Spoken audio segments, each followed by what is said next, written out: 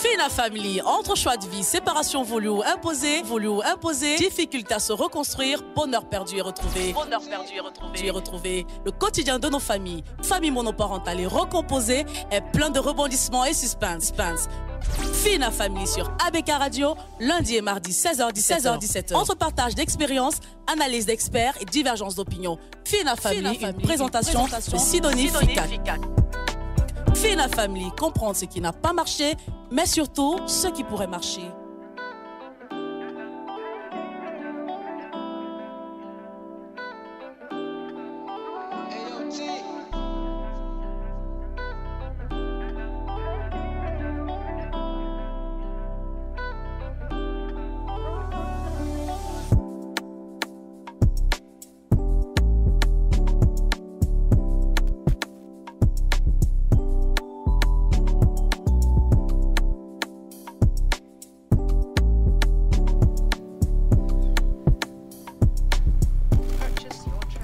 Bienvenue sur Fina Family, bienvenue à l'écoute de cette édition sur les antennes d'ABK Radio 89.9 FM. Le proverbe sur la famille pour démarrer cette autre édition. Aucune famille n'est parfaite, on se dispute en famille, on se chamaille. Il arrive même que l'on arrête de se parler. Mais au final, la famille reste toujours à la famille et le lien sera toujours là, il sera éternel. C'est donc le proverbe de Fina Family de ce jour.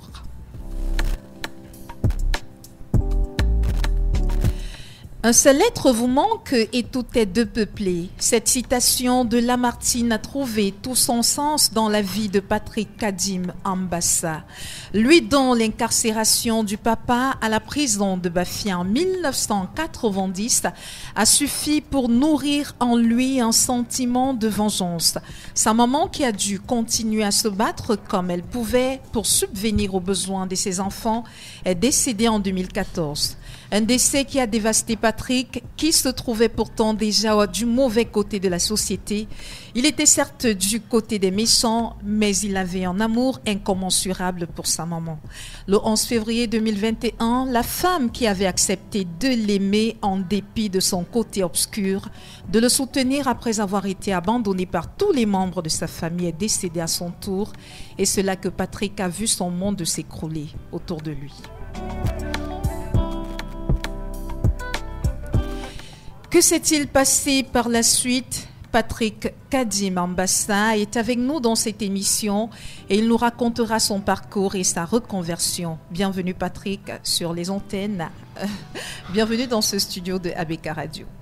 Bien, merci. Et bienvenue à vous aussi. Merci.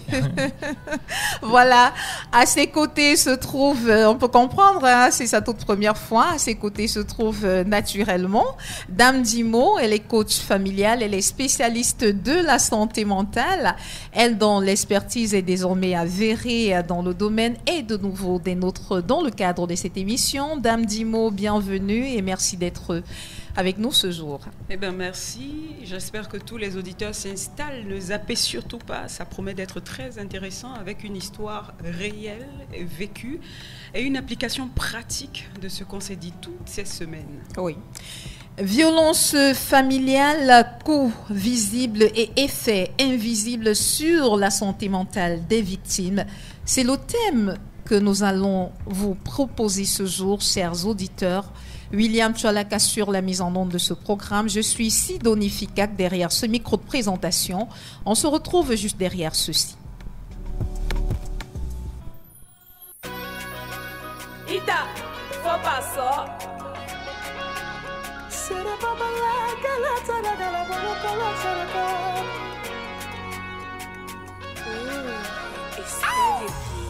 Oh mon ami, arrête de t'inquiéter. Crois en Jésus et en sa parole. Lui seul a le pouvoir de transformer tout ce qui est gâté. Il va réparer tout ce qui est brisé. Il va restaurer. Viens t'ajailler. La vie est si précieuse, il faut en profiter. Si Dieu t'a élevé, lève les mains. Si Aya t'a racheté, alors tu vas témoigner de sa fidélité.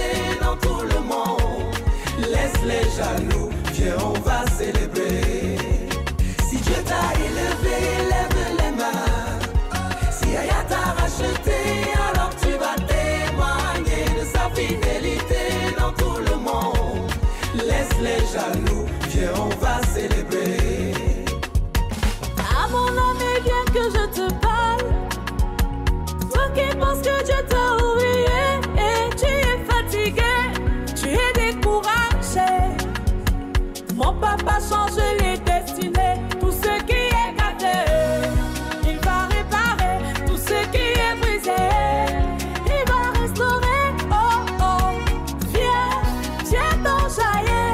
La vie est si précieuse, il faut en profiter. Si Dieu t'a élevé, lève les mains. Si Yaya t'a racheté, alors tu vas témoigner de sa fidélité dans tout le monde. Laisse les jaloux, viens on va célébrer. Si Dieu t'a élevé, lève les mains.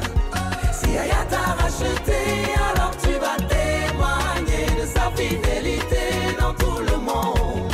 Laisse les jaloux, viens on va célébrer. Tout ce que tu traverses, quelqu'un d'autre l'a traversé. Il y a tellement de raisons de le louer, de le célébrer. Ouais. Regarde autour de toi, viens exprimer ta joie.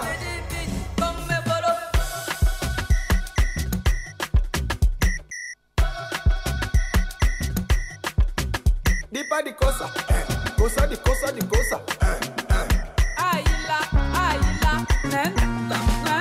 Dis pas di cosa, cosa di cosa di cosa. Woman song. Si Dieu t'a élevé, lève les mains. Si Yaya t'a racheté, alors tu vas témoigner de sa fidélité dans tout le monde. Laisse les jaloux, viens on va célébrer.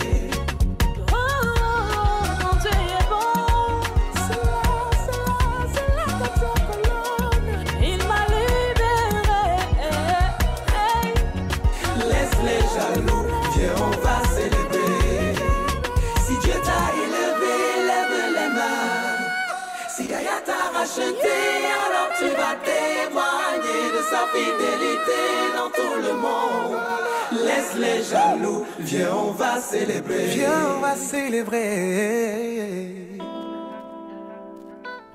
Merci de nous rejoindre sur ABK Radio. L'émission c'est Fina Family, une émission exclusivement consacrée aux familles monoparentales recomposées, familles dites conventionnelles également.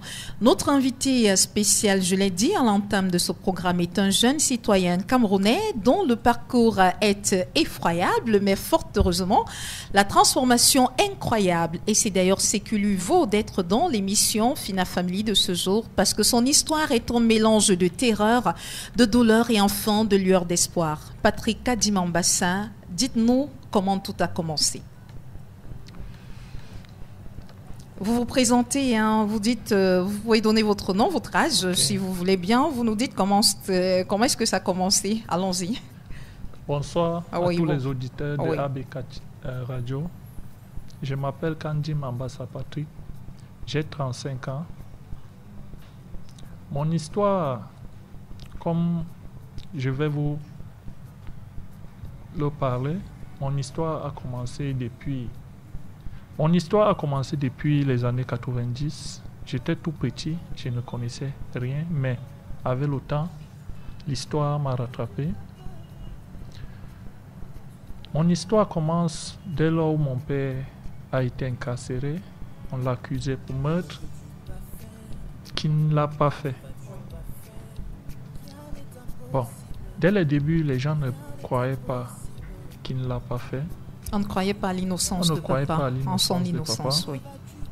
Avec le temps, et la famille du défunt nous a tellement menacés. Oui. Mes frères, jusqu'à quand le père se retrouve en prison, la première femme a quitté la maison parce qu'il y avait des menaces partout. Il voulait aussi tuer certains de ses enfants et tout. Oui. J'étais tout petit, je ne ressentais pas cela. Parce que mes grands frères, à chaque fois, j'avais 4-5 ans. Vous allez parler un peu fort, hein, Patrick. Oui. J'ai dit j'avais 4-5 ans, bon, 6 ans. Oui.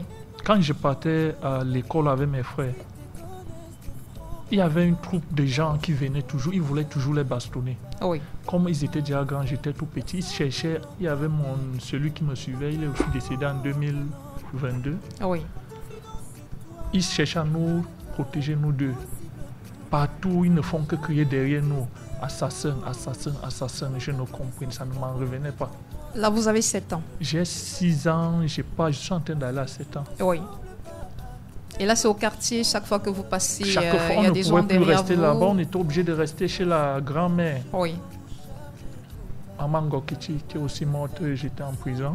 oui, Ce qui fait que quand la mère partait au champ, elle était obligée de nous laisser quelque part où on était en sécurité. oui. Et il y a aussi les enfants, la première femme, tellement qu'ils étaient attachés à ma mère, ils n'ont pas suivi leur mère en Balmayo, ils sont restés avec ma mère. Oui, On était persécutés à tous les niveaux. Mais on commence à ressentir ça parce que les voisins préparaient de la bonne nourriture. Oui. Nous, chaque jour, on mangeait le manioc et les feuilles de manioc. oui, Et il y avait le vendredi que quand la mère part vendre les ananas et tout, oui. qu'elle prépare le poisson. Et le jour là, tout le monde se lavait très tôt parce qu'on devait manger le couscous avec le poisson, le maquereau. Enfant, oui. Ok. Après avoir mangé... J'ai rien que- subi tous ces trucs-là. J'étais colérique depuis l'enfance. Parfois, que quand ils venaient comme ça, j'essayais tellement qu'ils étaient petits. Moi, je pensais que je pouvais aussi... les affronter. Il n'y avait pas moyen. Oui, Mais ça a commencé au moment où j'ai commencé à ressentir Noël sur moi. Parce que pendant les fêtes de Noël, les enfants des voisins, il y avait un monsieur, Wala Yakan, qui était brasseur. oui. Ces enfants étaient bien habillés, la maison décorée, tout, mais au quartier, on était toujours comme d'habitude, sans rien, Aucun changement. aucun changement. Oui. Du mais- premier jour de l'année au oui. dernier, il n'y avait Et aucun la mère changement. était au champ de lundi à samedi Oui, pour nous nourrir, essayer de payer l'école. C'est un matin, je demande à ma mère que, mais, maman, pourquoi? un peu fort, hein, Patrick, oui. Une fois d'abord, j'ai demandé à ma mère, avant Oui. que je pose cette question-là, j'ai demandé à ma mère, Oui, oui. pourquoi les autres ont toujours leurs parents à côté et tout, mais mon père, notre père est toujours distant et nous, moi, je ne peux pas lui voir quelque part. Ma mère m'avait répondu, il est en prison, on l'a accusé de meurtre. Ça n'entrait pas dans ma tête. C'est quand je commence à ressentir les fêtes de Noël. Oui, en fait, cette différence qu'il y a C'est- entre c'est diffé- vous et les autres Ce enfants jour-là du était quartier. un jour différent. Le Oui. Noël et bonne année, mais tous les enfants étaient différents. Nous, il n'y avait pas de changement chez nous. Oui, Là, je partais déjà à 7 ans et plus. Je réfléchissais déjà. Je demandais à ma mère parce que j'étais toujours auprès de ma mère. Après le départ de mon père, tout ce que je voyais devant moi, c'était ma mère. oui, Tout ce que je pouvais faire, je savais que ma mère, c'était mon Dieu. oui. Je demande à ma mère, mais pourquoi tous les enfants sont différents de nous et il y a une bonne humeur là-bas, la radio, tout ça, les danses, décorer la maison. Ma mère dit que c'est ton père qui pouvait faire tout ça. Il demande, mais chaque fois là, mon père, là où il est là, il ne peut pas venir rester avec nous. Il dit que, elle me dit, les Yambas l'ont accusé d'avoir tué son ami Nkano. Oui, Tuer, c'est quoi? Donc, on l'a assassiné. Ça veut dire quoi? Ça veut dire que mon père est assassin. Oui, donc tout ce qu'on vit là, c'est grâce à ces gens-là c'est à cause, que... oui. Oui. Il dit que donc, je souffre comme ça là, grâce à ces gens qui accusaient mon père de meurtre et qui n'est pas vrai. Il dit oui. J'ai répondu à ma mère ce jour que moi, je serais criminel. Pour tuer cette famille-là qui fait subir moi et mes frères, aujourd'hui on vit. Toute cette misère. Ma mère m'avait bastonné ce jour, je ne peux jamais l'oublier. Oui, Et dès ce jour, madame, je ne vous mens pas, j'ai commencé à jouer au méchant. Ce qui fait que même à l'école, les films, quand on jouait la guerre là, c'était moi le méchant. le chef bandit. Oui, tu m'énervais, il fallait que je te blesse pour que je reste tranquille. Oui. Donc il fallait déjà que je commence à me préparer pour aller combattre cette famille-là. Oui. Bon, je ne Préparez pouvais- votre vengeance. Oui, comment c'est dès le bas âge, comme l'école, apprendre à faire telle chose jusqu'à ce niveau, à Oui. l'âge que je serais Vous prêt. avez dit vous allez vous former J'ai pour vu- aller oui. venger votre papa, oui. Ce qui faisait qu'à l'école, le garçon timide n'était plus.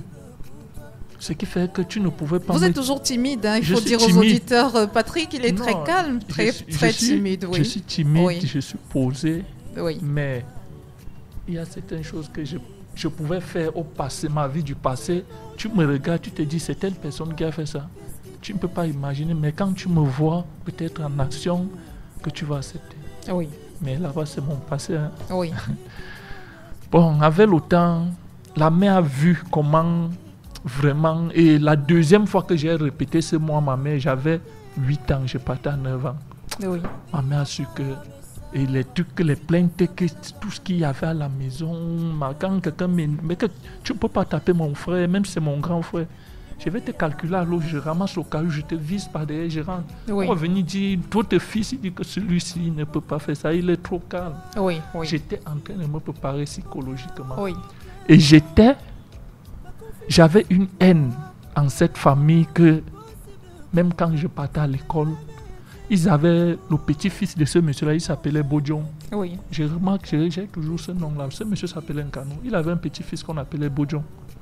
À chaque fois, je partais toujours l'attaquer la bagarre. Il était plus grand, mais il fallait que je l'attaque à chaque fois la bagarre.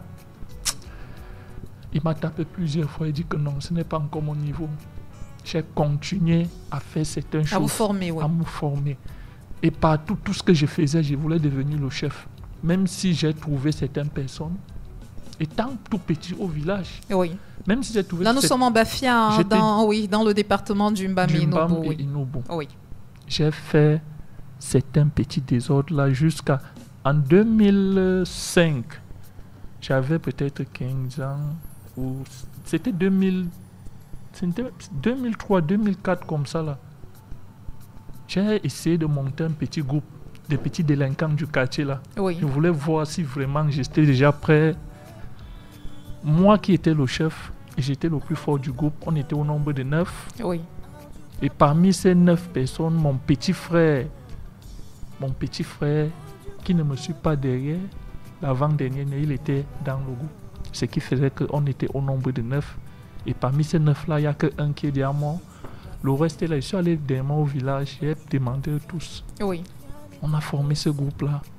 J'étais toujours en formation. Parce que j'avais toujours... Si je dis ça à ma mère ou à mes soeurs, ils vont me taper, mais je garde ça dans mon cœur. Ils vont seulement peut-être parfois rester. On dit que Patrick a fait ceci, Patrick a... ou bien les plaintes.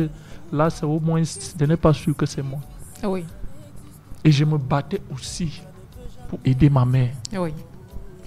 Ce qui fait que je rentre à partir de 12 ans, 13 ans, je rentre de l'école, je n'ai pas poussé pour donner l'argent à ma mère. Mais quand je n'ai rien à faire, je me forme sur ce que j'ai en tête. Bon, j'ai fait monter ce groupe-là avec 8 autres personnes. Mon petit en faisait parmi. On faisait, sans te mentir, on faisait des dégâts au quartier. Oui. On faisait des dégâts. On quittait même du quartier, aller dans d'autres quartiers, on rentre à la maison. Mais pour moi, c'était que je rentre avec ce que ma mère devait mettre dans le sac. Oui. Si aujourd'hui on a dit qu'on va voler telle chose, et moi, il fallait que je rentre avec, c'est moi qui partage le reste, tout. J'ai fait tout ça à l'âge de 16 ans. Ma grande soeur, les enfants, la première femme, elle m'a pris en Balmayo. On va aller rapidement, oui. Et vous après, on va résumer un tout petit peu l'histoire, oui. Oui, elle m'a pris en Balmayo. Étant en Balmayo, j'avais un objectif en tête. J'ai fait ma garder là-bas pour un temps. Cette blessure n'était pas finie. Oui. Parce qu'on a tellement souffert. Tellement souffert à un niveau que je ne peux... C'est trop long. Au moment venu, je suis arrivé à Douala, j'avais 18 ans. Oui. C'est mon grand frère qui m'a amené à Douala. Oui. Il m'a inscrit à la mécanique au Kanabassi. Oui. J'ai commencé à apprendre la mécanique à l'âge de 21 ans. J'étais déjà grand, j'étais déjà fort. Oui. Il fallait que je pas accomplir ma mission.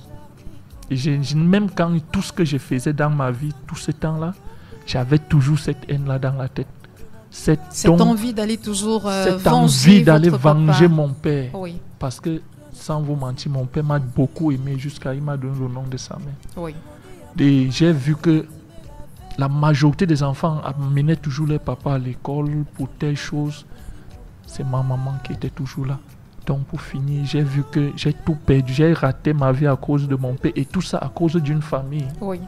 Sans vous mentir, avant d'arriver là, il y a les rites qu'on fait chez nous quand quelqu'un Oui, décède. oui. Oui. Lorsque votre voisin est mort, en fait, le monsieur qu'on accusait Quand votre on a papa d'avoir tué. fait ces rites-là, ça n'a pas touché mon père. Et mon père nous disait toujours un mot, étant en prison, si lui l'a tué ce monsieur, il va mourir en prison. Oui, S'il n'a pas tué ce monsieur, même si c'est combien d'années de prison, il va travailler et sortir. Et c'est ce qui s'est passé.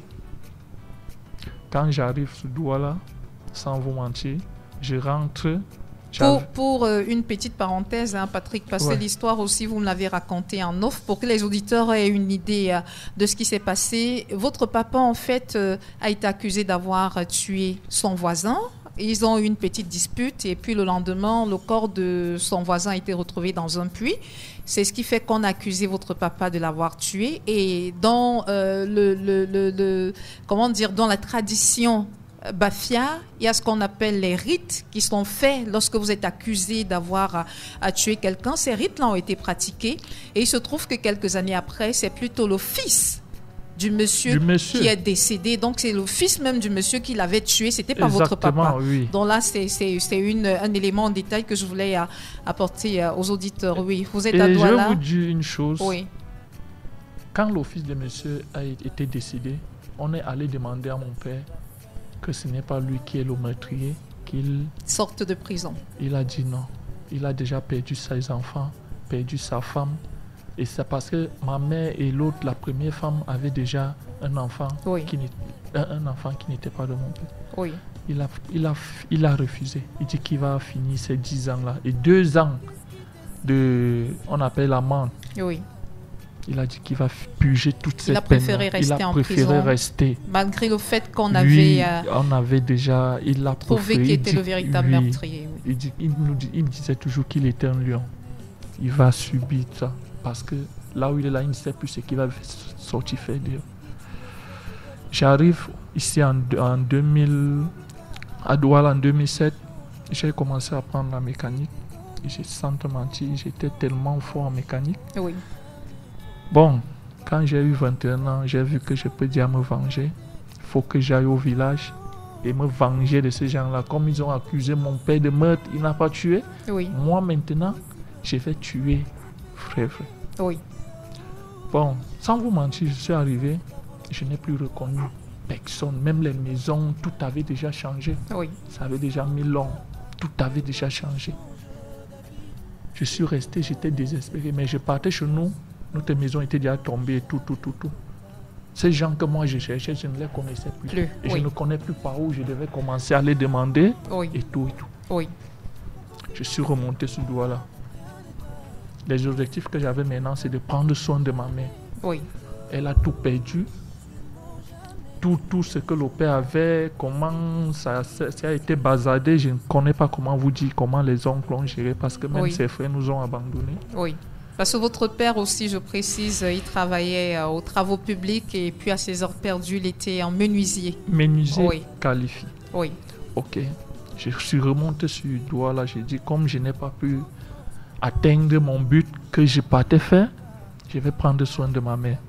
J'ai commencé à prendre soin de ma mère, mais j'étais tellement colérique et que tout ce que quelqu'un pouvait faire à côté de moi, ça m'énervait. J'étais toujours prêt à... La violence, oui. Il fallait exercer cette violence en permanence. Moi, je suis parti maintenant créer un camp en Ndokoti. Il fallait qu'on me respecte automatiquement dans... Je voulais avoir un nom toujours dans l'autorité, cette vie. Oui, l'autorité. Il fallait être celui-là qui dirige, le leader, oui. Qui entraîne une corde. Oui. J'ai créé un camp en Ndokoti. Parce que quand j'arrive en Ndokoti, tellement de désordre que les petits bandits là venaient taxer tous les vendeurs, ceux qui vendaient. Je suis allé, j'ai créé un... Première fois, je suis parti avec quelques de mes amis. Ils nous ont frappés en vrai. Il fallait maintenant une chose, avoir une grosse chaîne qui pèse pour aller affronter ces gens-là. Je faisais maintenant que quand je travaillais la moto, je pars dans un carrefour, je rassemble au moins 10 personnes, je les donne le café, je donne à manger, machin, si je prends déjà un nom. J'arrive dans un carrefour, j'ai fait ça au moins dans 15 à 10 carrefours. Oui. J'avais déjà une côte derrière les gens que si j'appelle, je suis encore rentré là-bas. Les Bassabadois ont dit que celui qu'il est revenu, il veut nous montrer. Bon, j'avais déjà préparé mon groupe que dès qu'ils vont engagé. Ce qu'on parti. appelle aujourd'hui les retours, Les les retours. microbes et autres, là, Ok, oui. non, Oui. le côté des microbes, non, ne connaissais Bon, pas. en fait, l'autre, c'était le retour. le retour. Oui. Comme ça que j'ai Vous avez un tout petit peu colonisé. colonisé ce carrefour-là. Oui, Même justement. jusqu'à maintenant, là, quand j'arrive, j'ai du respect, mais ils oublient que j'ai changé de vie. C'est comme ça que j'ai créé maintenant je suis le premier chef de camp de Trades Ndokochi. J'avais une part, une côte, tout, j'organisais tout, je voulais gouverner, Maintenant, là où je suis là, j'étais déjà intouchable dans mon carrefour parce que j'étais comme un chef.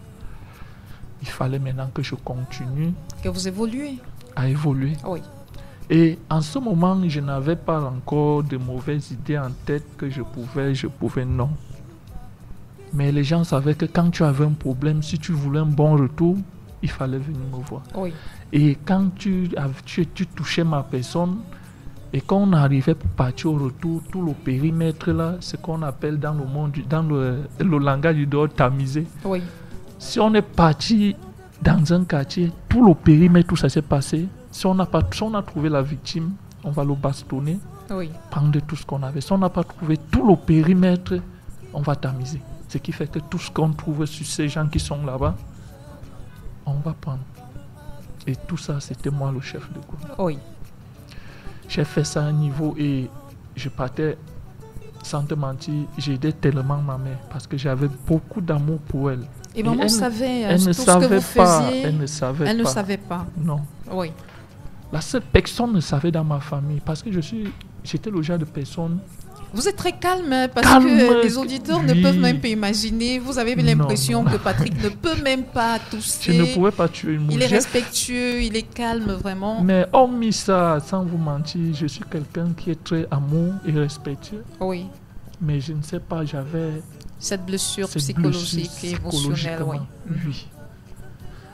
Ok. Bon, on va aller aussi rapidement. Ok. Oui, Avec après, le temps- vous avez évolué. Avec le temps, j'ai promis à ma mère de lui construire la maison, tout ce qu'elle n'a pas pu avoir. Grâce à votre papa. Oui. Et en 2014, ma mère est décédée. J'ai eu mal au point où, je ne vous mens pas, j'étais devenu une autre personne. Oui. J'étais devenu une autre personne que il n'y a pas longtemps. Tu ne pouvais pas imaginer. J'étais devenu une autre personne grâce au deuil de ma mère. Je dis maintenant, présentement où je suis là, celle qui était comme mon Dieu et tout, n'est Oui. plus. Là où je suis là, Vous avez tout perdu. j'ai tout perdu. Mais j'avais ma fille que j'aimais, même jusqu'à maintenant, je l'aime jusqu'à ce n'est pas bon. Oui. Mais mon Dieu est parti. Là maintenant, le diable s'installe à moi. J'étais un diable incarné. Donc, je peux dire qu'il y avait un esprit à moi que moi-même je ne connais pas. La seule personne en ce moment-là, je respectais 2 personnes dans ma famille, sans vous mentir. Oui. Mon grand frère qui est pasteur, il Ah oui. fait l'école pastorale, on l'appelle Frère Brice. Mhm. Et ma grande sœur, Oui. les enfants, la première femme qu'on appelle Achan Ambassa Lucie. Mhm. Et mon idole en ce moment-là que ma mère est partie, c'était ma fille. Tout ce reste-là ne me servait à rien. Donc, s'il fallait que je fasse quelque chose, même s'il fallait te tuer, donc tu n'étais rien devant moi. Oui. L'être humain ne représentait plus rien à Rien. votre yeux, à part ces 3 personnes. Ok. Oui. Et ce qui se passe avec ma femme aujourd'hui, il n'y avait aucun jour qui passait que je ne pensais à ma mère. Quand je pensais en elle, un esprit entrait en moi. Fais du mal, fais ceci, fais ceci. J'ai fait tout ça, je suis parti tomber dans les gangs parce que j'ai croisé un grand frère que je n'ai pas compris. Je ne peux pas parler de Oui. son nom. C'est pas, on n'en a même pas besoin. Ok. Oui, allons-y, oui. Il m'a dit, mon petit, tu as la rage, tu es un lion. Ta rage là, tu peux utiliser ça, on peut se faire beaucoup d'argent. J'ai dit, comment ça? Ben, ma rage, ça va déjà pour les retours. Il m'a dit non. Il a essayé de me parler. J'ai répondu aussi comme ça, donc à la volée. Oui. Un jour, mon téléphone sonne, il m'appelle. Il dit, mon petit, je t'ai dit que ta rage, là, on peut utiliser ça autrement. Bon, trouve-moi tel endroit. Je l'ai trouvé quelque part à Ange Raphaël. Oui. À l'époque, là, il y a un seul bar qui chauffait le dragon. Il n'y avait même pas encore trop de snacks, là. Mhm. Je ne consommais pas l'alcool. Je ne fumais pas. Tout ça ne passait pas de moi. Tout ce que quand je voulais peut-être augmenter ma colère, c'était la drogue qu'on appelle le tramol. Oui. Tout le monde connaît ça. Mais la cigarette, la boisson ne faisait pas partie de mon quotidien. C'est comme ça que je pars rencontrer ce grand frère-là. Il a essayé de me parler comment ça se passe, le monde de la rue, le monde de la nuit. Oui. Il dit, ok, je vais essayer. On s'est donné rendez-vous à l'heure précise. Vous n'êtes pas obligé de citer les endroits, hein, les lieux. Ok, à l'heure précise, je suis arrivé. On est parti sur le terrain. Il m'a dit, mais mon petit, c'est le genre de personne aussi que je cherche. Comme ça. Et quand lui m'avait déjà mis dans le milieu, ce que moi je cherchais, je voulais le dépasser, lui qui m'a amené là-bas. Et ce qui fait que, un temps, deux mouvements, lui qui était comme mon chef, ce que j'avais déjà comme rendement par rapport à ce monde-là, il marchait déjà derrière moi. J'avais déjà la côte, sans vous mentir, j'ai connu la belle vie derrière ce monde-là. Oui. J'ai connu peut-être que je pouvais voyager, aller faire des choses à Kribi, machin, ici, derrière ce monde-là. Oui. Je n'ai jamais connu parce que je viens d'une famille très pauvre. Oui. Avec le temps, j'ai multiplié les faux trucs, les agressions, braquages, tout ça. Braquage, agression, oui. Et peut dire à main armée, oui. Agression, je me suis retrouvé maintenant un jour, j'étais en train de causer avec un ami, j'ai reçu une balle en 2016 au pied. Oui. Quand j'ai reçu cette balle, j'ai appelé un ami. J'ai dit que ce monde-là, je vais quitter ce monde-là.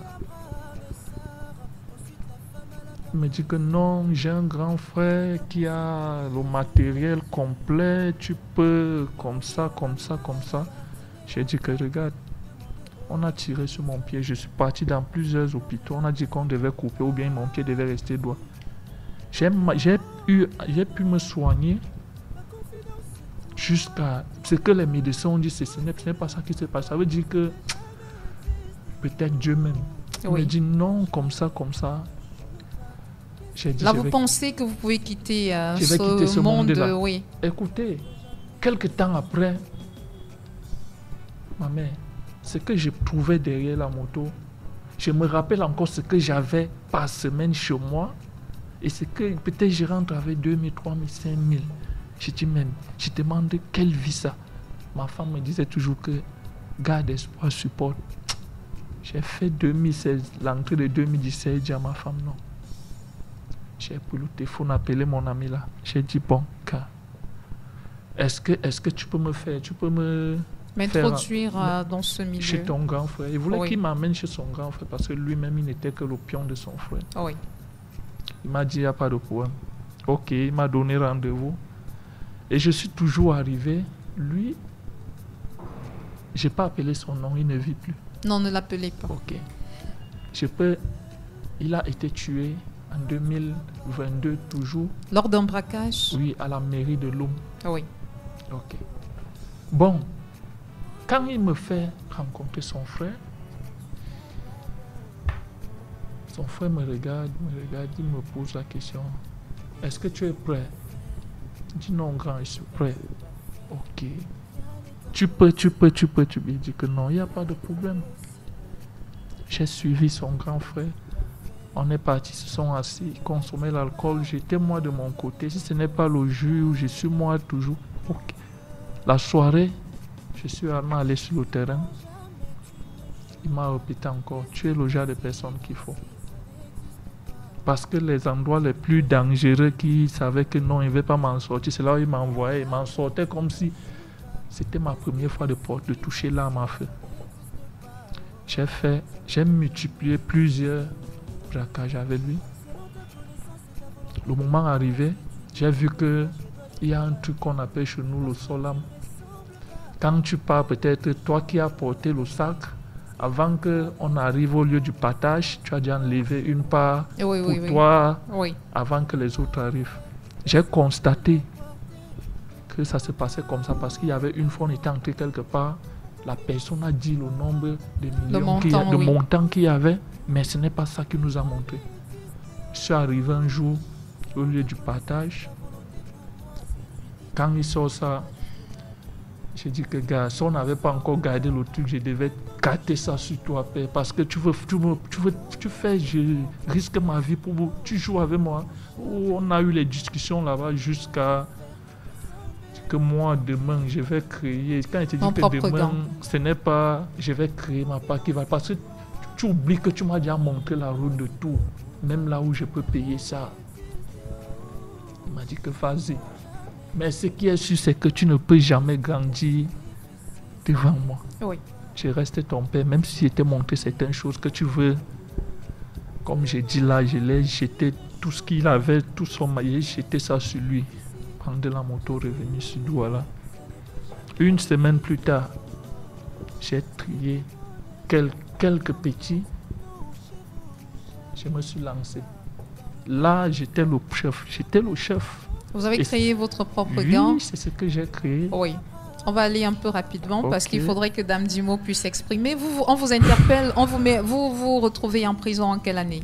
Je me retrouve en prison en 2000.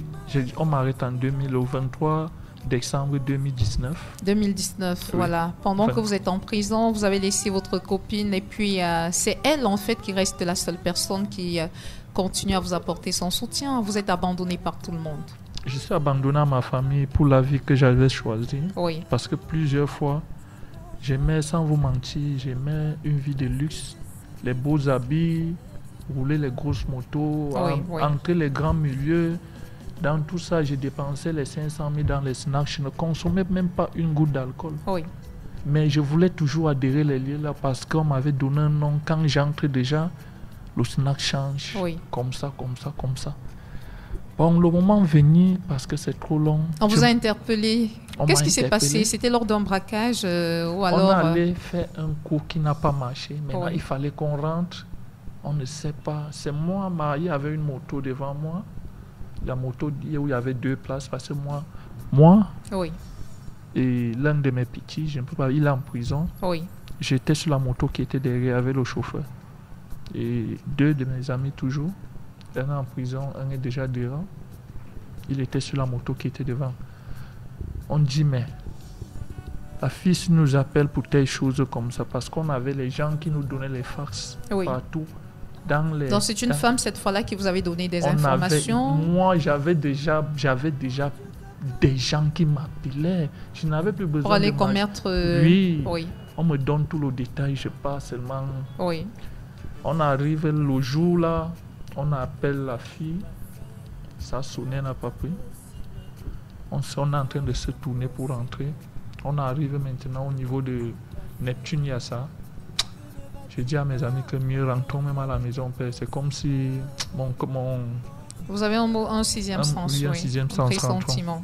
C'est comme ça que je rentre. On tourne les motos pour rentrer. Quand on tournait les motos là, il y avait la pick-up de la police quelque part cachée dans le quartier pour observer ce qui se... Mais quand on a tourné une fois les 2 motos, ils ont su que ça c'est les mauvaises personnes. Oui. On est en train de voler. C'est moi qui interpelle la moto devant pour lui dire que non.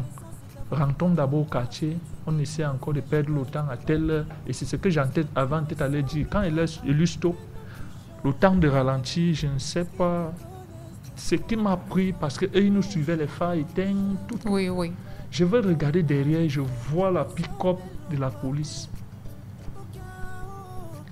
Quand je vois la pick-up de la police, une fois, il fallait que j'alerte la moto devant, il accélère, nous-mêmes on accélère. Quand j'ai dit menace les niais. Il se faisait très tard. Et là, vous vous retrouvez...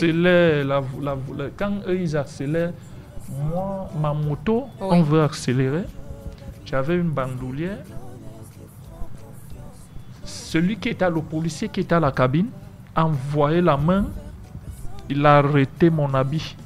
Dans la cabine de la voiture, arrêté la bandoulière et mon habit. Les autres ont accéléré la moto. Je suis resté tombé seul. C'est comme ça qu'ils vous ont mis la main dessus. Oui, parce que quand celui-là descend, il m'a mis l'arme sur la tête. Il ne savait même pas que j'étais armé. Vous aussi, donc c'est comme ça qu'ils L'autre a accéléré, allait suivre cela, mais ils n'ont pas pu parce que le petit temps qu'ils ont perdu, cela était déjà parti. Oui. Bon. C'est comme ça que vous vous retrouvez en prison. Bon, on va aller parce on va donner le temps quand même à Dame Dimo de pouvoir parler. Ok. La partie aussi importante, c'est quoi? C'est que vous vous retrouvez en prison et vous avez donc votre femme qui vous soutient malgré contre vents et marées, elle est là. Et vous êtes, en fait, étant en prison, vous faites la connaissance d'un homme de Dieu et c'est là où vous décidez de vous reconvertir et de changer. Rapidement, en 2 minutes, parce qu'on n'a pas beaucoup de temps, Patrick. Je crois que vous reviendrez même dans le cadre de cette émission parce qu'il faudrait que Dame Dimo puisse dire quelque chose. Oui, donc vous vous retrouvez en homme de Dieu, vous faites la rencontre. Oui. Ok. Mais avant que je vous parle de l'homme de Dieu, je vais vous dire une chose. Oui. Étant là-bas, dans ma tête, que si je sors, je vais faire ce qui dépasse ce que je faisais. Mais grâce au décès de ma femme, le 11 février 2021. Oui. En fait, son décès, à cause d'elle, de son décès... Ça a tout basculé dans ma vie. Oui. C'est donc je me voyais comme si j'ai tout Vous étiez perdu. anéanti. Oui. J'étais anéanti. Je reste. Un jour, je me lève, j'entre à l'église. Je vois comment un monsieur prêchait tout. Des églises qui sont dans les prisons. Dans les prisons, oui. Il prêchait tout. Et j'étais en deuil. Le monsieur prêchait tout. Comment le pardon, comment Dieu a pardonné, machin. Je l'ai laissé, il est parti. Un jour, je repars encore. Après l'église, tout le monde est en train de sortir. Je cherche à raconter le monsieur. Je demande que, mais, pasteur, avec tout ce que j'ai déjà fait dans ma vie, Dieu peut me pardonner. Il me dit, mon petit, tu n'as encore rien fait. Il y a ceux qui ont fait plus que toi. Dieu les a pardonnés. Si tu décides de changer, change avec un cœur.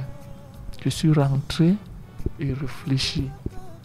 J'ai réfléchi dans ma cellule, J'ai parlé 3 mots. Dieu, sors-moi de cette prison, je vais changer. Dieu, sors-moi de cette prison, je vais la 3e fois. Je ne vous mens pas, c'était une autre personne. Les bagarres de prison, je n'étais plus dedans. Et avant ça, mes premiers amis qu'on avait arrêtés, le 14 décembre, ils sont montés. On a donné l'autre 11 ans de prison, l'autre 10 ans de prison. Et j'ai vu que comme ma femme est morte là, c'est elle qui gérait mon dossier. Oui. Si il n'y a personne pour gérer mon dossier, on va aussi me donner les mêmes 11 ans là. Donc je vais aussi avoir le même destin que mon père. J'étais terrifié. Chaque fois, je passais les prières, même comme je ne connaissais pas, je passais à la prière, je donnais un témoignage, je donnais tout.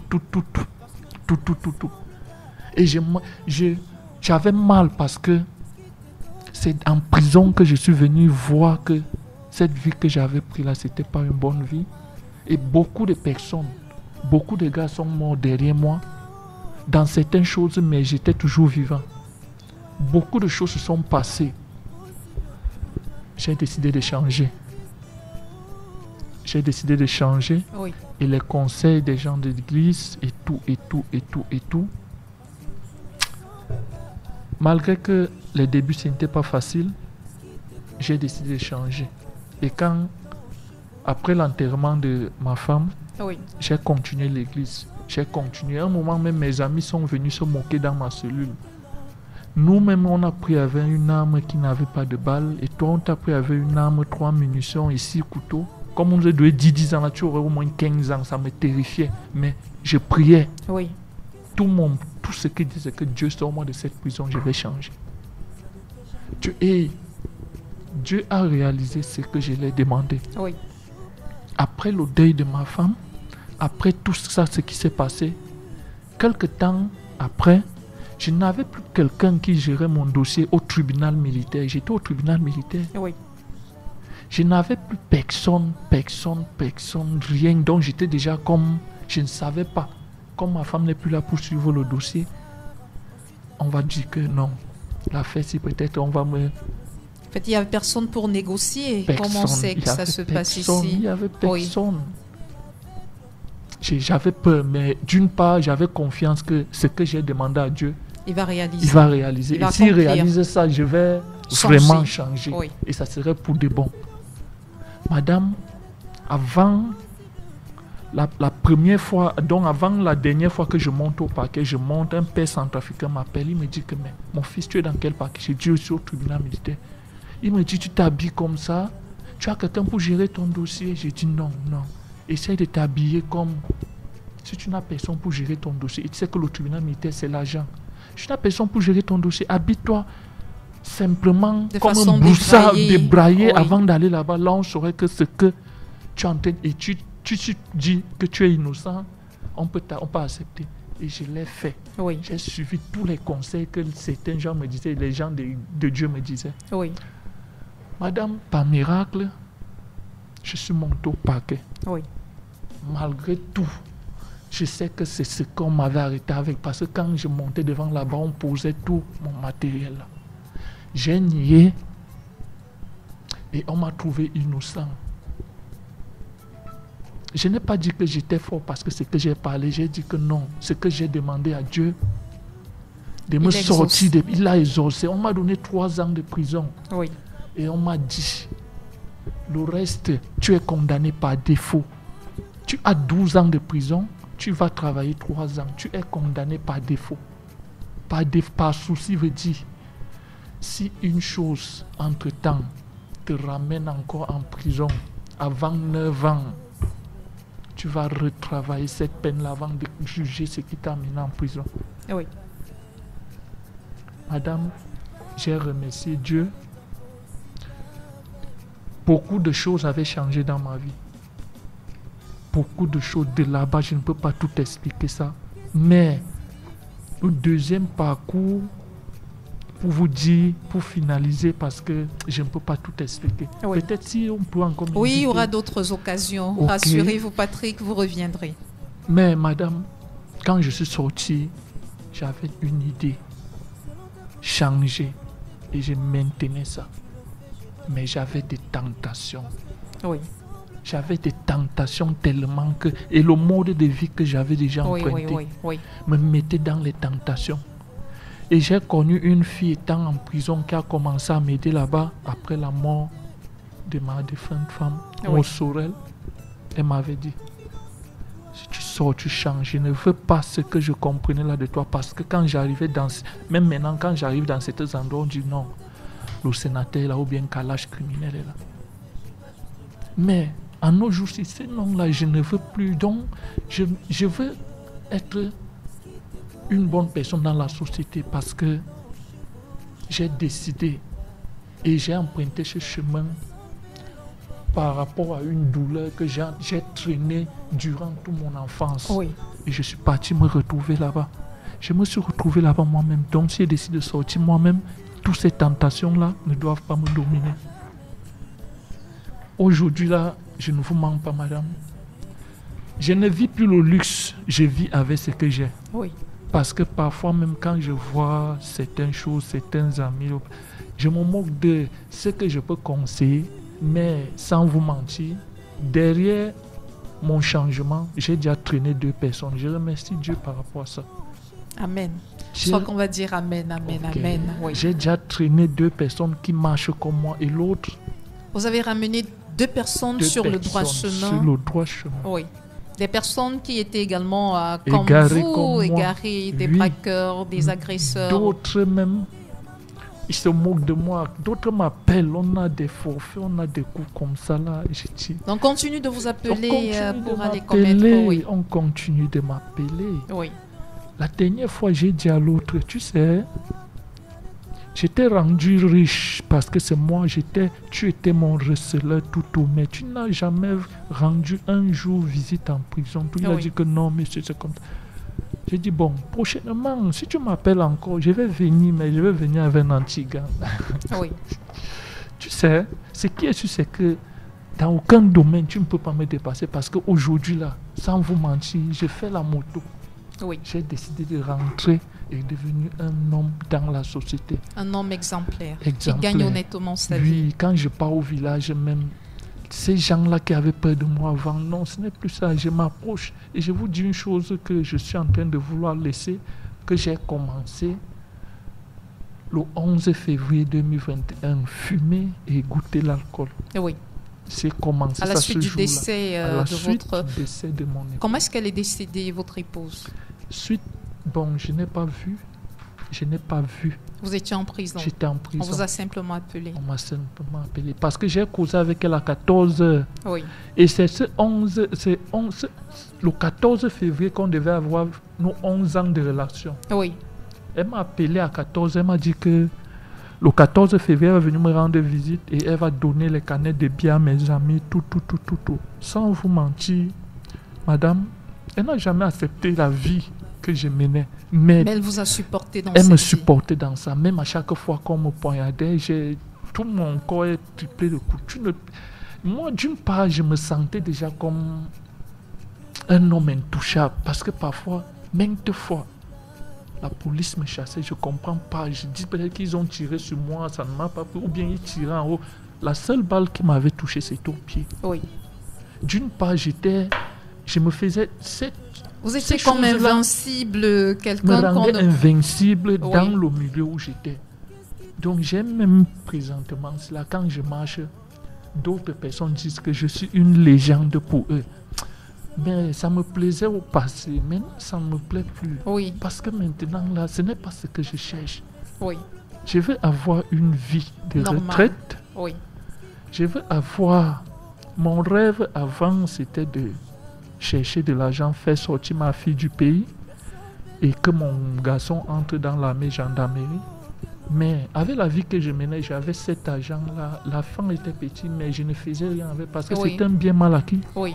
C'est pour ça que d'une part, on dit soit un bien mal acquis ne profite jamais. Mais cet argent-là partait dans la vie. Même ma famille, je n'ai pas aidé parce que d'autres même refusaient.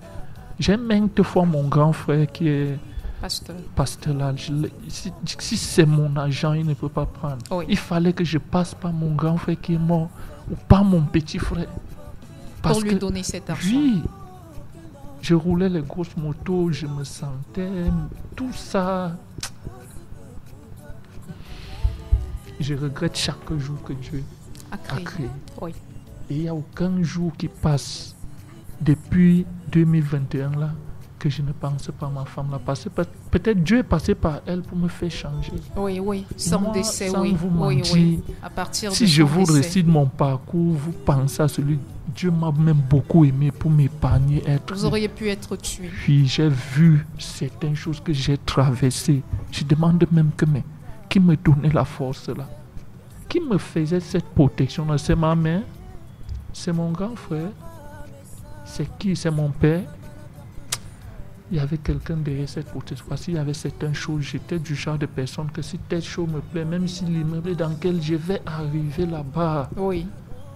Et vous prendrez cette chose-là. C'est là où j'avais le dessus sur certains de mes amis parce que quand je disais que tel endroit je vais entrer, j'entrais.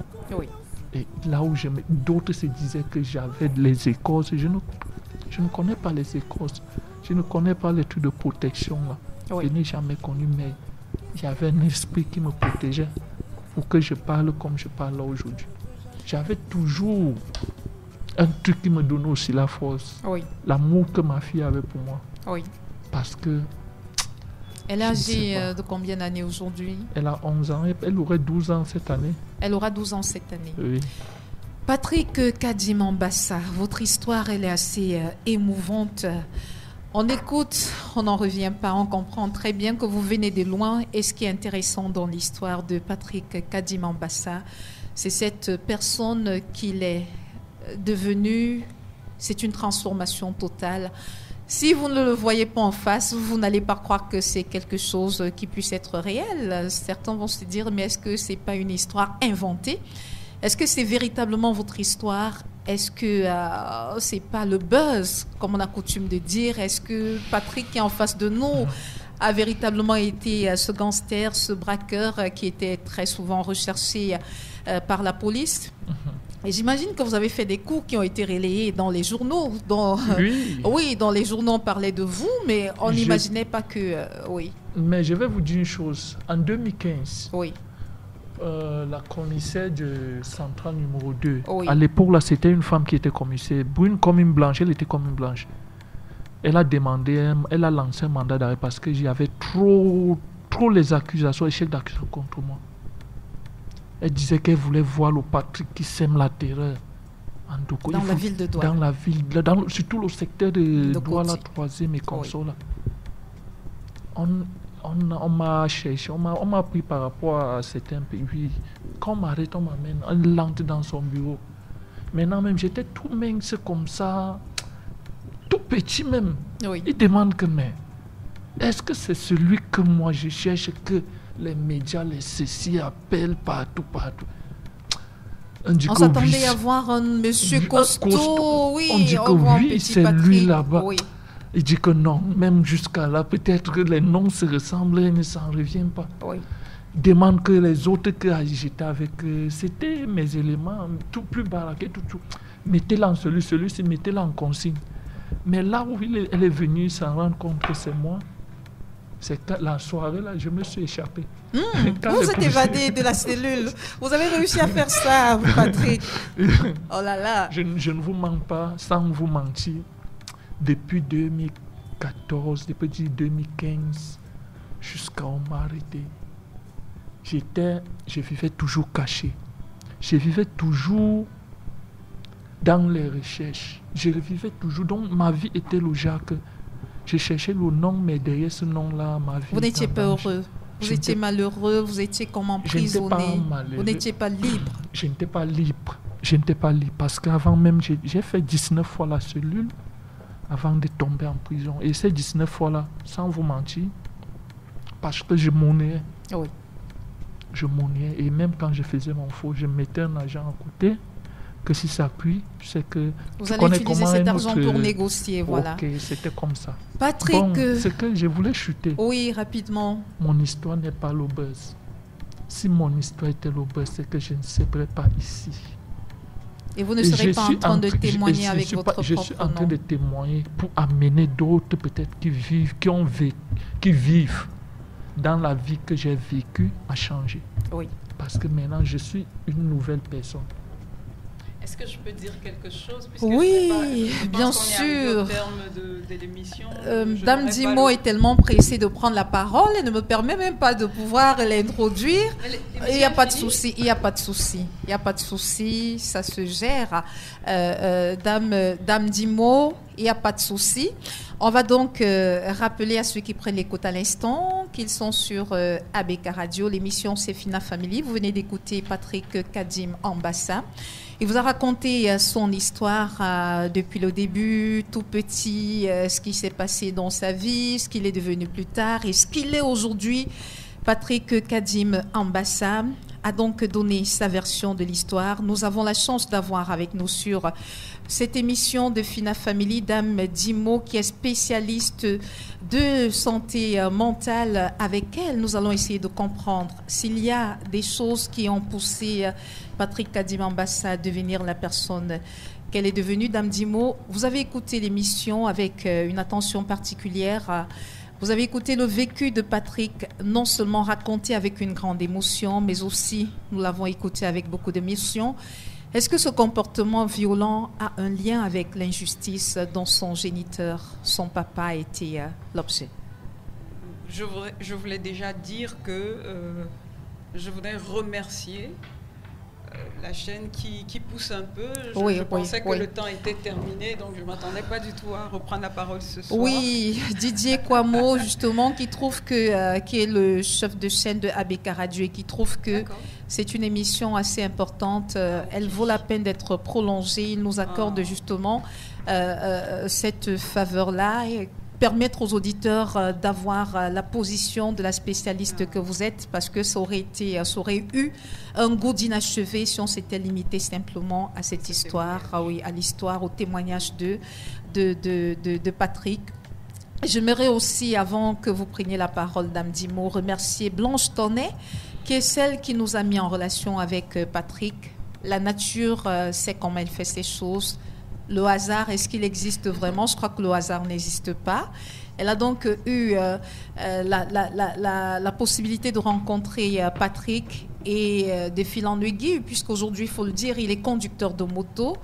Il lui a donc un tout petit peu raconté son histoire et elle s'est dit, cette émission, en fait, son histoire pourrait édifier les auditeurs de Abeka Radio, et l'émission dans laquelle son témoignage pourrait passer et avoir un certain impact, c'est Fina Family. C'est la raison pour laquelle elle m'a mis en contact avec Patrick. Il a bien voulu témoigner, comme vous l'avez écouté. Chers auditeurs, merci Blanche Tonnet pour ce que vous avez fait. Merci également à Didier Kwamo, qui est le chef de chaîne d'Abeka Radio et qui nous permet exceptionnellement d'évoluer, en fait, d'écouter cette émission et donner la possibilité à Dame Dimo, qui est spécialiste de la santé mentale et coach parental, de dire un mot. Dame Dimo. Je voulais déjà féliciter Patrick. Je veux vraiment féliciter Patrick parce que grâce à Dieu, je pense, et au décès de son épouse, il a pu sortir de cette situation. C'est à féliciter. Je voudrais féliciter les efforts que vous êtes en train de faire jusqu'à aujourd'hui. Et je vais vous donner une petite conclusion de toute façon tout à l'heure. Alors, on a écouté l'histoire de Patrick qui était assez profonde, qui était assez...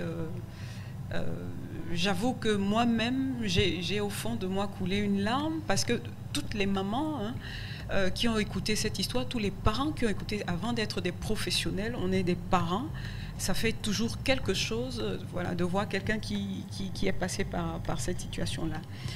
La chose la plus dure qui s'est passée, disons la cause de tout ça, oui, c'est parce que l'enfant innocent a malheureusement été exposé à une sorte de violence morale, une violence aussi, dans les paroles, etc. À 8 ans, il y a eu un déclic dans sa vie. À 8 ans, qu'est-ce qui s'est passé? On lui a parlé de criminalité, on lui a parlé de meurtre, on lui a parlé de son papa qui était un meurtrier, on lui a donné un champ lexical qui est complètement inadapté pour un enfant de 8 ans. Entre 6 et 8 ans, c'est pas possible, ce n'est juste pas possible qu'on se retrouve avec un enfant qui est dans cette configuration-là. Oui. Sauf que la méconnaissance, moi je ne juge personne, je pense que c'est la méconnaissance a fait que voilà, on donne toute cette information de cette façon-là à cet enfant et ça a provoqué naturellement... En fait, la méconnaissance de la maman, parce la méconnaissance de la maman, elle a fait ce qu'elle pensait être bien, oui, mais cette exposition-là, c'était pas que la maman, hein, on les insultait, les enfants on les traitait d'assassins. Les assassins, etc. Ils se sont retrouvés exposés à une violence pas possible. C'était non seulement une violence verbale, pas possible, mais il a été également exposé à l'injustice. Parce que l'injustice qu'a subi son père, ce n'était pas que son père, mais c'est toute la famille qui a ramassé au passage une grosse blessure d'injustice. Oui. Rappelons-nous que lui, particulièrement, il est petit, donc il se ramasse pas seulement une blessure de l'injustice, injustice à cause de ce qui s'est passé avec son papa, mais aussi elle a la blessure du rejet parce qu'il se retrouve dans la rue en train d'être rejeté par son entourage. Il se retrouve en train d'être abandonné par ceux qui étaient autour de lui. Il est trahi. Il y a énormément... Enfin, si on fait son bilan émotionnel aujourd'hui, sur les 35, je pense qu'il sera à 30 ou 32. Parce qu'il a subi quand même un certain nombre de blessures émotionnelles qui ont dû provoquer un choc post-traumatique. C'est comme ça qu'on appelle ça. C'est un trouble qui apparaît lorsqu'on a eu un choc émotionnel violent. Le fait de voir ce qu'on disait de son père, ça a été violent dans sa vie. Et je suis persuadée, je vais vous poser la question, est-ce que vous avez fait pipi au lit pendant quelque temps? Oui. Voilà. 9 ans, 10 ans. 9 ans, 10 ans. Ouais. Il faisait toujours pipi au lit. Il faisait pipi au lit. Ça, c'est l'une des manifestations, comme on parlait. L'enfant a un choc, il commence à avoir des comportements inadaptés parce qu'il veut répondre à cet événement anormal qu'il a vécu. Oui. Il commence à faire pipi au lit, parfois avoir des crises d'anxiété, avoir un certain nombre de choses qui se passent parce qu'il a eu un choc post-traumatique. Il y a des comportements compensatoires, comme on dit, qui se mettent en place. Oui. C'est-à-dire qu'il commence à avoir des mauvaises habitudes de vie. Pourquoi ? Parce qu'il faut compenser la douleur qu'il ressent. Il faut compenser tout ce qui se passe dans sa tête. Il commence à avoir des comportements inadéquats, des habitudes. Est-ce que vous avez pris de la drogue, par exemple ? Oui. J'ai pris du tramol. Vous avez pris de la drogue. À ce moment, il prend ça pour pouvoir compenser, pour pouvoir taire, en fait, toute cette douleur et tout ce qui passe dans sa tête. Maintenant, lorsque l'enfant fait face à la violence qui a été faite à sa maman, on a dit lors de nos précédentes émissions que l'une des choses qui est patente, c'est que l'enfant peut se transformer en soit en bourreau, en devenant lui-même très violent, il l'a fait, mais aussi en défenseur de la personne qui a été abusée. Et là, il se lève comme le défenseur de toute sa famille. Et c'est vraiment un risque. Il y a beaucoup d'enfants qui ont subi la violence passive. Hein. Ils n'étaient peut-être pas violentés, mais ils ont vu la violence qui devient des sauveurs, en fait. Et ce n'est pas la posture d'un enfant. Un enfant qui commence à dire « je vais te défendre, etc. etc. » La maman n'a pas su, mais à ce moment, il y a quelque chose qu'elle devait faire. Qu'est-ce qu'elle aurait dû faire, la maman? On va arriver, si vous me permettez. Oui, allons-y, Dan. Donc, je sais que... Mais vous vous rendez compte, l'enfant est dans cette configuration-là. Il a ses comportements post-compensatoires, comme on dit. Et voici ce qui aurait dû être fait. Lorsqu'il a dit... Déjà, la façon dont on a annoncé la nouvelle, on aurait pu l'annoncer différemment. Mais la maman ne savait pas de dire, écoute, ton papa, c'est un criminel, etc. etc. Souvent, c'est mieux de réunir tout l'ensemble de ses enfants, déjà de ne pas laisser que ce soit l'extérieur qui donne l'information, de réussir à adapter l'information à l'enfant. Je vais prendre un exemple. L'extérieur traitait déjà ces enfants-là d'assassins lorsqu'ils se rendaient à l'école. Il y a une masse de personnes qui les suivaient, qui les appelaient assassins et autres. Exactement. Et avant que ça ne se passe, elle aurait pu appeler ses enfants, soit voir un professionnel, soit appeler ses enfants, les sortir. On va dire qu'au village, ce n'était pas possible aussi. Ma mère n'avait pas les moyens pour ça. Vous appelez... Bon, non, même si ce n'était pas appeler quelqu'un, c'est pas grave. On va rentrer dans notre contexte. Vous appelez ses enfants dans son cocon familial ou bien les amener quelque part dans son cocon familial et leur parler avec le langage des enfants. Vous savez, on a eu une catastrophe qui vient de se passer à la maison, les enfants. Il y a quelque chose de difficile qui s'est passé, vous savez. Et on est dans une situation compliquée. On ne va pas voir papa pendant un moment parce que, écoutez, il a été accusé à tort, mais il va nous revenir bientôt. Il faut qu'on soit fort pour papa. Il faut qu'on puisse réussir à tenir parce que papa, pendant un moment, il ne sera pas là. Les gens ne vont peut-être pas comprendre, même si les gens vous disent n'importe quoi, gardez la tête haute parce que c'est faux. Et vous parlez à vos enfants, vous essayez de les amener à comprendre à leur niveau ce qui est en train de se passer et à être préparés, à recevoir tout ce qu'ils vont recevoir. Alors quand la maman vient dire, écoute, ton père est criminel, on l'accuse de meurtre, il a tué son voisin et tout. On l'accuse d'avoir tué son voisin. On l'accuse d'avoir tué son voisin et pourtant il ne l'a pas fait. En fait, l'enfant prend ça sur lui brusquement et ça ne se passe pas bien. Il n'a pas eu le bon comportement. La deuxième chose, c'est qu'elle a décidé de battre son enfant à ce moment-là. Oui. Lorsqu'il a dit qu'il deviendrait lui aussi un criminel. Oui. Je peux vous dire, ce n'était pas la bonne chose à faire, même si ça allait d'être la bonne chose.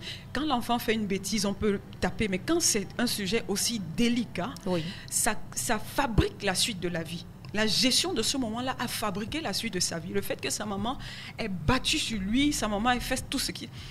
Elle aurait dû être dans l'écoute et la compréhension. C'est-à-dire de dire à l'enfant, de prendre tout le temps pour écouter l'enfant jusqu'au bout, de poser derrière les questions pour qu'il se vide et qu'il dise tout ce qu'il pense. C'est très important que l'enfant exprime ses émotions et ses peurs. Parce qu'il avait peur. Il avait des émotions. Je ne suis pas comme les autres. Il avait plein de choses qu'il fallait qu'il exprime. Et la maman devait comprendre cet enfant. Pourquoi? Elle devait lui dire, écoute, je comprends que tu ressentes ça. Et tu ressens ça, pourquoi? Lui expliquer pourquoi il ressent ça, de valider ses émotions. Oui, c'est normal, mon chéri, que tu sois en colère. C'est normal que tu aies de la peur. Pas de lui dire, c'est interdit, tu ne dois pas dire. Non, non. C'est normal qu'il passe par là. Il vit des moments difficiles. Et autant que elle, la maman, lui, les enfants ressentent. C'est normal, mon fils, que tu ressens de la colère, de la peur, de la tristesse. C'est normal que tu sois confus. On valide d'abord comme ça pour montrer à l'enfant qu'il n'est pas quelqu'un d'à côté. Et à partir de ce moment-là, on met en place une sécurité, une stabilité. À ce moment, l'enfant cherche comment réagir. Et si vous ne lui donnez pas la bonne ligne de conduite, il réagit comme il pense. Je vais donc te défendre, je vais donc aller tuer. À ce moment, il faut amener l'enfant à comprendre que lorsque ça se passe comme ça, on ne peut pas passer par là. Prendre des exemples d'autres choses qui se sont passées, comment on dit ça, de la stabilité, comment ça a pu marcher ici, voici comment on peut faire, de lui donner des options et de lui dire voici comment on peut faire. Et si on reste fort, chaque parole que vous allez dire, chers parents, dans cette situation va compter. Si on reste fort pour papa, si on réussit nos études pour papa, si on fait ceci, papa sera tellement fier dans sa prison et ça va faire qu'il sorte plus vite. mais l'enfant va être premier de sa classe, il va dire je vais tout faire pour pouvoir. Vous voyez, tout ce que vous allez dire à ce moment-là, ça compte. Si on se contente de se taire et de battre l'enfant, on ajoute la violence sur la violence émotionnelle par laquelle il est en train de passer, et l'enfant pense que, puisqu'on ne m'a pas proposé de solution, la solution que j'ai dans la tête, c'est la bonne, de pouvoir tuer ces personnes qui sont venues déséquilibrer mon environnement. Oui. Donc il fallait écouter et mettre en place la sécurité, la stabilité dans la famille, de tout faire pour qu'ils puissent être stables et en sécurité, et voilà, de montrer des modèles positifs. Il y a des thérapies qui auraient pu être faites. Et moi, bon, ça, comme on dit, c'est pas tout le monde qui peut faire ça. Et puis nous étions au village, puis nous sommes en 90, ça fait 30 ans pratiquement. C'était vraiment pas. Mais les choses n'avaient pas évolué comme aujourd'hui. Et je remercie Dieu parce que les choses évoluent. Je remercie l'environnement, on va dire ça comme ça, peut-être c'est l'ouverture avec l'extérieur. Il y a du bon et du mauvais dans tout ça. Et je pense que ça, c'est une partie qui était bonne. L'autre chose, c'est qu'il aurait pu voir son père. Son père aurait pu jouer également un rôle très important dans tout ce qui se passait. Son père aurait pu prendre ces garçons. Vous avez un garçon qui a un modèle de père. C'est-à-dire que quand il voit la figure paternelle, c'est son modèle. C'est-à-dire qu'il veut tout faire pour être comme lui. L'homme, pour un garçon, c'est son héros. Tout à fait. Alors, son papa aurait pu, malgré tout, jouer son rôle en disant, écoutez mes enfants, je suis ici, mais la vie se passe très bien ici. C'est exactement comme ça se passe dehors. Allez-y, machin, machin. La connaissance aurait aidé, c'est-à-dire que vraiment le père aurait structuré également ça. Et maintenant, par rapport à lui, peut-être aujourd'hui, je voudrais parler d'aujourd'hui, il faut renforcer son estime de soi. Vous avez constaté qu'il est hyper timide, malgré toute la force, il voulait être leader, il voulait être ceci. Mais quand vous le voyez en vrai, il baisse les yeux, il est hyper timide, il tremble, il faut travailler son estime de soi. Parce que depuis toutes ces années, tous ces presque 30 ans qu'il a vécu, ça a entamé son estime de soi. Et pour reprendre le dessus, il devenait violent, il voulait être chef, il voulait être le plus fort, etc. Dominer, ça permettait qu'il ait un peu confiance en lui. Mais la confiance en lui ne va pas s'en sortir dans la violence, dans la force. Il peut retrouver confiance en lui différemment. C'est-à-dire que ça, on pourra travailler même hors antenne sur quelles sont les astuces qu'il peut faire pour retrouver confiance en lui. Et moi, est-ce que ton papa vit encore aujourd'hui? Il est décédé. Malheureusement, il est décédé. Il a la blessure de l'abandon qu'il faut traiter. Il a perdu son père, il a perdu sa mère, il a perdu sa femme, il a perdu son frère, il a perdu sa grand-mère. Et tous ces décès-là, vous le voyez, même si... Aujourd'hui, je ne suis pas sûre qu'il puisse avoir une femme tout de suite, parce qu'il a dit qu'il a essayé, mais c'est quelque chose qui va être très difficile parce qu'il va essayer d'avoir des attentes déjà trop grandes par rapport à la femme qu'il a aimée telle qu'il était. Il va vouloir retrouver cette femme qu'il ne pourra pas retrouver. Et puis, il y a tout ce qui s'est passé là, il faut qu'il y ait... Moi, je vais proposer, parce qu'on a été ensemble aujourd'hui, de l'aider à pouvoir sortir de là. Merci beaucoup, Dame Dimo. Je sais que c'était important de parler de ça, mais je voudrais terminer en disant à tous les auditeurs de ABK Radio qui écoutent ça, il est important de savoir comment gérer. Moi, je vous proposerai toujours le livre « Guérir de mes blessures émotionnelles ». On ne trimballe pas les blessures dans la vie. Parce que lorsque vous trimballez, un animal blessé dans la forêt attire les prédateurs. Lorsque vous vivez en tirant des blessures et des blessures, vous allez soit devenir vous n'allez pas être la meilleure version de soi. Vous allez être la proie des pervers narcissiques. Vous allez être la proie des personnes qui vont vous violenter. Vous allez être vous-même des personnes violentes. La blessure de l'injustice, ça fait de ce monsieur quelqu'un de dur, qui était dénué d'empathie. Ça, c'est la blessure. Il a ressenti de l'injustice et il fallait travailler ça. Et parce qu'on ne connaît pas notre environnement, on ne sait pas qu'il faut travailler ça, on a laissé couler et aujourd'hui, ça a fait de lui. Grâce à Dieu, le Dieu qu'il sert, il a pu sortir de là. Et aujourd'hui, il y a quand même 2 ou 3 choses. Il faut qu'il ait le livre, qu'il le lise plusieurs fois. Il faut que tous ceux qui nous écoutent puissent acquérir le livre parce qu'au moins une personne dans nos familles passe par une situation compliquée de perte, de violence d'une façon ou d'une autre. Et le livre, comme je le dis, permettez-moi vraiment de le dire. Pour moi, si je pouvais le distribuer à toute la ville de Douala, je l'aurais fait.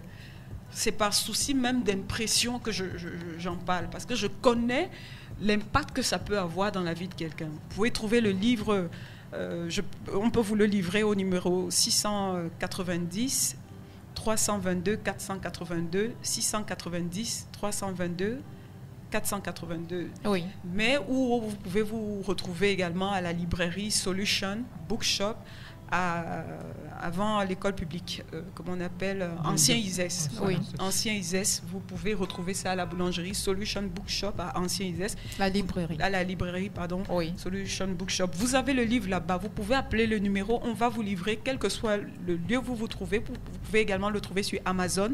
Si vous Et voulez. en bonus, vous pouvez également suivre ces personnes qui souffrent de blessures émotionnelles.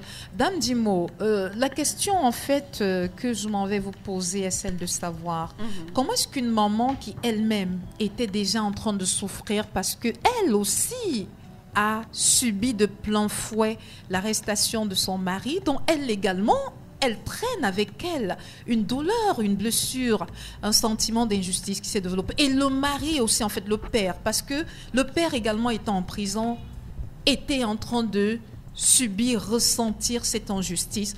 Comment est-ce que ces personnes qui à déjà leur niveau été dévastées, étaient déjà en train de souffrir, auraient pu apporter quelque chose à leur enfant? D'où l'importance du rôle du parent.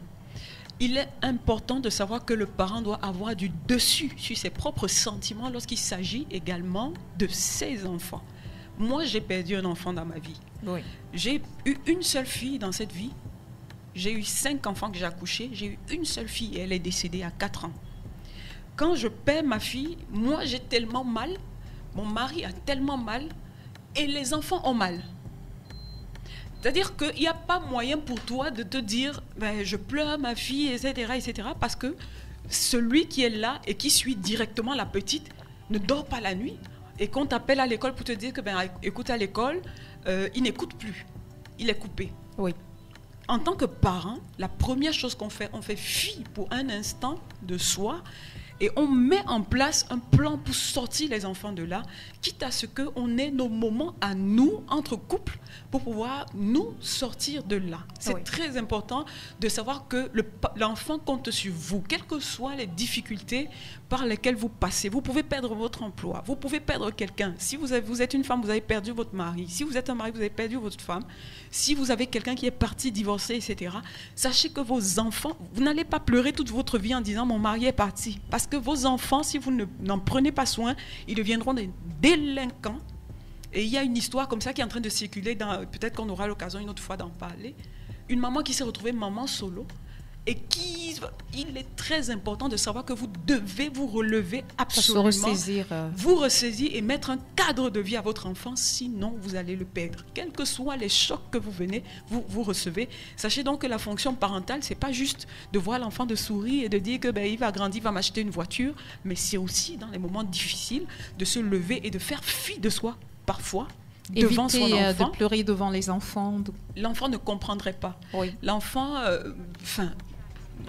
moi-même, j'ai tellement vécu de choses avant de me retrouver à parler de ces sujets-là. Oui. Et je peux vous dire que ma propre maman, mes parents se sont séparés. Elle a pris beaucoup de temps à pleurer lorsqu'ils se sont séparés. Et mon père, lui, il était parti. On était perdus au milieu de tout ça. Pendant la période où ils sont séparés, moi, j'ai des gens qui me disent « Est-ce que tu veux pas coucher avec moi? J'ai 15 ans, j'ai 14 ans. Oui. Et je te donne une paire de chaussures. Est-ce que tu vas... » Moi, j'ai aucun cadre à ce moment-là. Vous devez comprendre que, quel que soit ce que vous vivez, vous devez absolument vous rappeler. Et je crois, Patrick, que tout ce que tu as vécu là, lorsque tu es marié et que tu as tes enfants, il faut savoir que quel que soit le coup dur par lequel tu es en train de passer, tu dois protéger tes enfants. Il y a un niveau d'information que les enfants ne peuvent pas comprendre facilement et qu'il ne faut pas leur donner.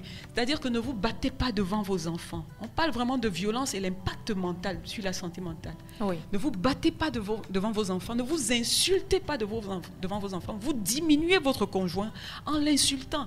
Et l'enfant est perturbé. Les enfants sont très perturbés lorsqu'il y a de la violence. Il faut arrêter vraiment cette violence-là. Il faut arrêter, même quand les moments sont difficiles, gérez-le en couple. Oui. Et laissez vos enfants en dehors de tout ça. Dame Dimo, nous allons mettre un terme à cette édition de Fina Family, une édition spéciale et on peut le comprendre avec la qualité de notre invité de ce jour, Patrick Kadim Ambassa, qui a une histoire assez particulière, une histoire, on ne va pas dire inspirante, mais quand même Il a une fin qui permet de comprendre que, quel que soit tout ce qu'on peut avoir à traverser, on peut devenir une meilleure version de nous-mêmes si on le veut bien. Il a eu la volonté de partir de braqueur à un homme honnête aujourd'hui, gagne sa vie. Il essaye, il fait des efforts. Il a la chance aujourd'hui de bénéficier de l'accompagnement de Dame Dimo qui va essayer de guérir, en fait, qui va guérir les blessures émotionnelles qu'il traîne, ces blessures qui l'ont entraîné dans ce qu'il a failli devenir. Il est devenu un monstre parce que la société a fabriqué un monstre sans le savoir. Dieu merci, aujourd'hui, il est une autre personne. Et puis, on ne peut que rendre grâce à Dieu parce que c'est grâce à Dieu finalement qu'on a pu le récupérer. Je crois que peut-être il finira même sa vie, pasteur. Dame Dimo, rapidement pour sortir. Oui, je voulais dire, en fait, c'est pas moi qui guéris. Ce qui se passe avec les thérapies cognitivo-comportementales, comme on les appelle, c'est vraiment qu'on va vous ouvrir les yeux sur un certain nombre de choses que vous avez vécues. Et vous-même, en tout cas ensemble, on va vous amener sur le chemin et vous-même, vous allez prendre votre vie en main. Et vous allez vous rendre compte que peut-être que vous n'étiez pas si timide que ça. La vraie personne en vous va sortir. J'ai vu des gens timides devenir épanouis, etc. Et j'ai hâte. Magnifique. Patrick, merci d'être venu. Vous aurez l'occasion de revenir ici nous parler de votre vie de famille parce que vous avez une femme avec qui vous partagez désormais votre vie. Vous reviendrez nous dire comment ça se passe et quels sont vos projets, quelles sont vos intentions, qu'est-ce que vous souhaiterez, quel type de parent vous souhaiterez être. Comment est-ce que vous allez faire pour permettre à vos enfants de ne pas se retrouver?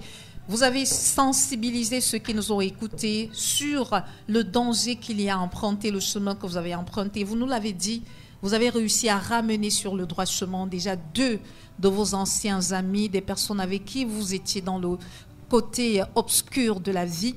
Et on ne peut que vous souhaiter bonne chance. Merci d'être venu, merci d'avoir accepté de parler, de témoigner, de raconter votre histoire aux auditeurs de ABK Radio. Merci. Merci aussi à vous. Dame Dimo, merci d'avoir été là, d'avoir été patiente, de nous avoir permis de comprendre ce qui s'est passé dans la vie de Patrick pour qu'il devienne cette personne qu'il est devenu. Et on va le dire, ce sont des blessures qu'on traîne. Parfois, on ne sait pas que ces blessures, finalement, changent littéralement l'adulte que nous allons devenir. Et c'est pourquoi il est désormais important de faire attention à ces petits détails qu'on néglige très souvent dans les familles. Les blessures, on les a vues. Il y a la blessure de l'humiliation en famille, du rejet, de l'injustice, de la trahison, de l'abandon. Ce sont des blessures qu'on traîne avec nous et qui plus tard, on a l'impression que nous sommes des adultes accomplis alors qu'il n'en est rien. On traîne ces blessures et parfois, certains de nos comportements ont lien avec ces blessures passées qui n'ont pas trouvé une certaine guérison. Merci Dame Dimo d'avoir été là.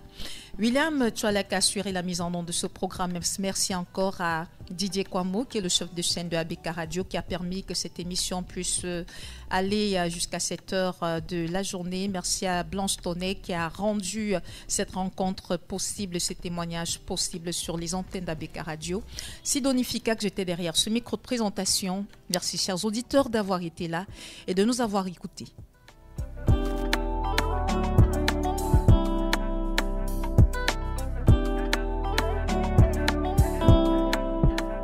Fina Family, entre choix de vie, séparation voulue ou imposée, difficulté à se reconstruire, bonheur perdu et retrouvé.